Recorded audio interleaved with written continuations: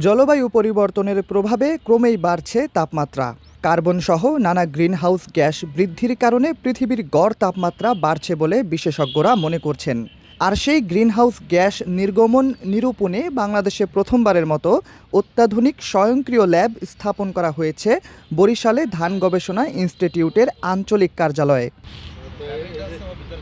এই ল্যাবের মাধ্যমে ২৪ ঘন্টা নিরবিচ্ছিন্নভাবে ধান ক্ষেত থেকে নির্গত মিথেন, কার্বন ডাই অক্সাইড ও নাইট্রিক অক্সাইড সহ বিভিন্ন গ্রিনহাউস গ্যাসের তথ্য সংগ্রহ ও বিশ্লেষণ করা হচ্ছে। পাশাপাশি ম্যানুয়াল পদ্ধতিতেও ৭ দিন অন্তর অন্তর তথ্য সংগ্রহ করে যাচাই বাছাই করছেন ব্রি এর বিজ্ঞানীরা। জলবায়ু পরিবর্তনের জন্য মূলত দায়ী হলো টেম্পারেচার। আর এই টেম্পারেচার বৃদ্ধি পায় মূলত কার্বন এমিশন বৃদ্ধি পাইলে। আপনি হয়তো জানেন যে আমাদের মাননীয় প্রধান উপদেষ্টা ডক্টর মোহাম্মদ ইউনূস স্যারের ওয়ার্ল্ড অফ 30 প্রস্তাবিত ভিশন আছে। তার একটা পয়েন্ট হলো নেট জিরো কার্বন এমিশন, অর্থাৎ কার্বন এমিশনকে শূন্য নিয়ে আসা। আর আমরা যেহেতু ধান গবেষণায় চাকরি করি, ধান চাষাবাদ করলে কি পরিমাণে কার্বন এমিশন হয় আর এই কার্বন এমিশন কমানোর জন্য আমাদের কোন পদ্ধতিতে ধান চাষাবাদ করলে এমিশনটা আমরা শূন্যর কোঠায় নিয়ে আসবো অথবা কমাতে পারবো, তার একটা উদ্দেশ্য। তো যাক, আমরা ইতিমধ্যে বাংলাদেশের বিভিন্ন অঞ্চলে এই green house gas measurement experiment set up করেছি।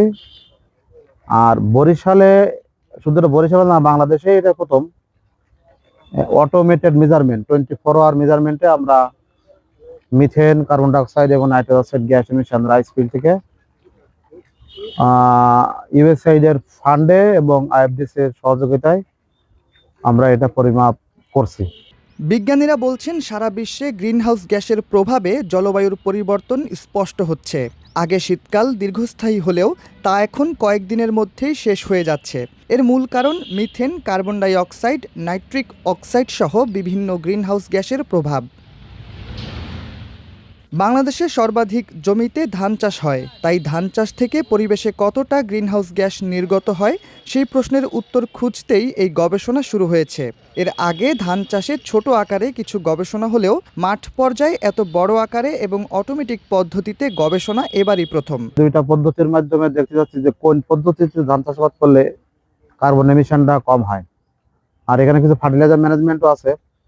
গুটি ইউরিয়া, মাটির নিচে যে ইউরিয়া দেয়, মাটির নিচে ইউরিয়া দিলে আসলে এমিশনটা কেমন হয় সেটা আমাদের একটা উদ্দেশ্য। এছাড়া একটা প্রোপাগান্ডা আছে যে ধান চাষাবাদ প্রচুর মিথেন এমিশন করে, সেটাও আমরা দেখতে চাচ্ছি আসলে ধান চাষাবাদ কতটুকু করে এবং আমাদের কমানোর অন্যান্য আর কি কি ওয়ে আছে, কি কি পথ আছে, সেটাও আমরা এই গবেষণা থেকে বের করার চেষ্টা করবো।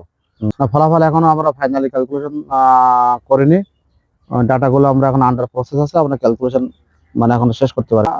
যেহেতু আমন মৌসুম, তো আমন মৌসুম যেহেতু বৃষ্টির মৌসুম, এখানে ওই যে এডব্লিউডি মেনটেন করা খুবই কঠিন।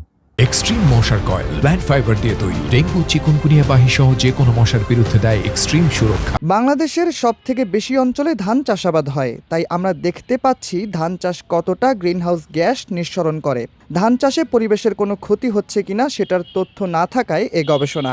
এর আগে ধান গবেষণায় ছোট ছোট কিছু কাজ হলেও বড় আকারে মাঠ পর্যায়ে এই বিষয়ে গবেষণা সারা দেশে প্রথম অটোমেটিক পদ্ধতিতে হচ্ছে বরিশালে।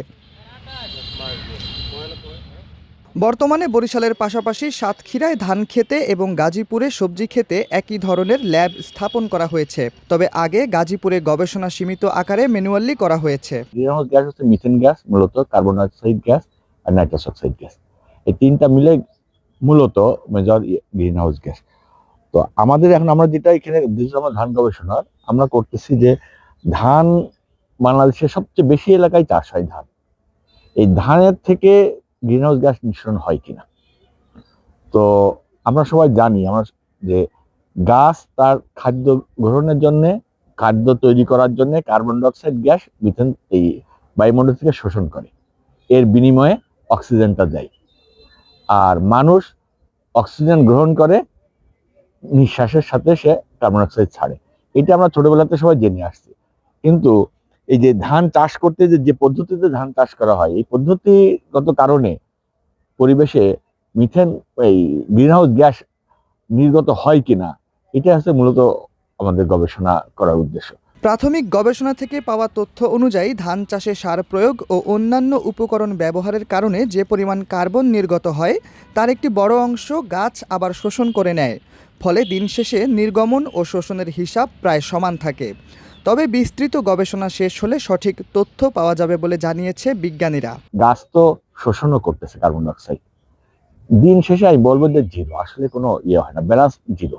বিস্তারভাবে গবেষণা করি এখানকে যে এই পদ্ধতিটা খুব নতুন একটা পদ্ধতি, আমরা নিজেরাও এর সাথে হই, এর সাথে কিভাবে ক্যালকুলেশন করতে হয় এগুলো আমরা প্রতিনিয়ত USAID যারা এটা ফান্ড দিছে, IFDC বাংলাদেশে কাজ করতেছে, ওদের সাথে আমরা প্রতিনিয়ত মিটিং করি আমরা এই সম্পর্কে মানে আমাদের যে জ্ঞানের সীমিত এই সম্পর্কে জ্ঞান আহরণ করার চেষ্টা করতেছি। ধান গবেষণা ইনস্টিটিউটের কর্মকর্তারা আশা প্রকাশ করেছেন, এই গবেষণার ফলাফল শুধু দেশের আধুনিক কৃষি ব্যবস্থাপনা নির্ধারণেই নয়, আন্তর্জাতিক অঙ্গনে ধান উৎপাদনের চ্যালেঞ্জ মোকাবিলাতেও সহায়তা করবে।